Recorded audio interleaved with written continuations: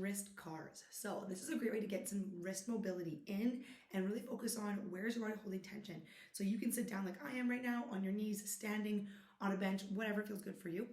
But let's get some movement out of your wrists.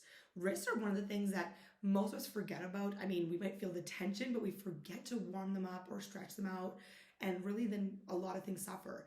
If you've heard me talk about ankle mobility before, which I am a huge proponent of and huge advocate for, your ankles are the foundation to your entire body, right? If your ankles don't have mobility, your knees, hips, back will all suffer because of it. Now, think about that when it comes to your wrist. Your wrists are the bottom end of your limbs. I mean, they're not carrying you around every day like your feet are or your ankles are, but they do all of the work for you all day. Carry your groceries, do your driving on your phone, on your keyboard, do your workouts, holding your plank, all those things. If your wrists don't have mobility, your elbows, shoulders, and neck are going to suffer. And vice versa. If your neck is lacking mobility, you're going to start to notice the difference all the way down your wrists. Everything is connected. Remember that. So let's get into some mobility for your wrists here. So you're going to bring both arms up if that's available to you. If you can only work with one, bring one up. Whatever you have to work with is what we want to work with today. You're going to bring your arms up and make a fist. Then I'm going to get you to drop pinkies down towards the wrist and then pull all the way open. Big stretch, as big as your wrist will let you go. Feeling the pops, cracks, all the things. Just feel it. Don't stress about, is it wrong? Is it okay? If it's not painful, you're okay. If it's uncomfortable, normal. Doing your best, as you can see with my arms, that the rest of my arms aren't moving too much. Of course, my elbows might move a little bit to try to compensate and try to make room, but I'm doing my absolute best to keep my elbows glued in one position as I get some movement out of my wrists here.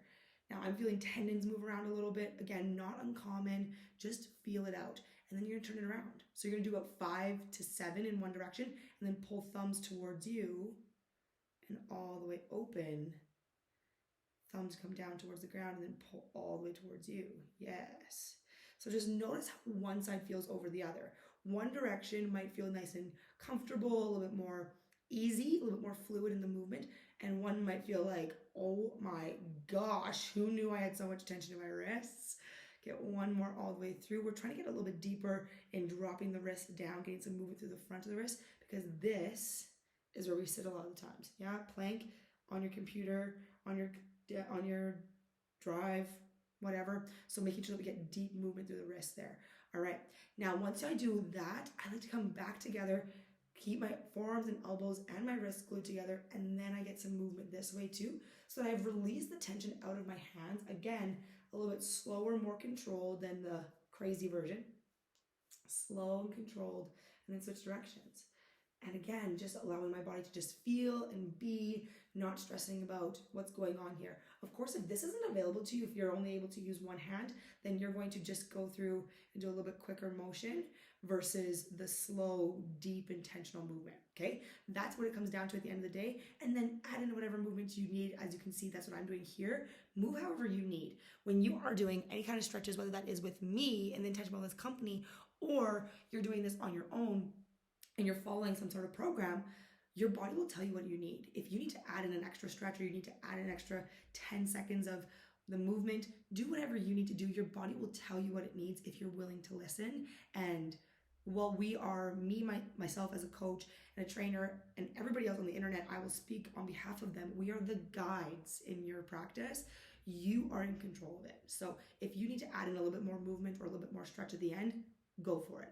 Following the program is more than just following the workouts. The workouts are specific for you, but your stretches and your warm-ups, your body will tell you what it needs if you're willing to hear what it has to say and actually listen to it. So that's my encouragement to you at the end of your wrist cars, and I hope that helps getting some more mobility in. Not only is this valuable before your workout or after your workout, but in your day when you're sitting at a desk, or if you drive for long periods of time, or if you are on a computer a lot, or if you do anything that requires wrist movement. Heads up, everything requires wrist movement. I can't think of a single job that doesn't.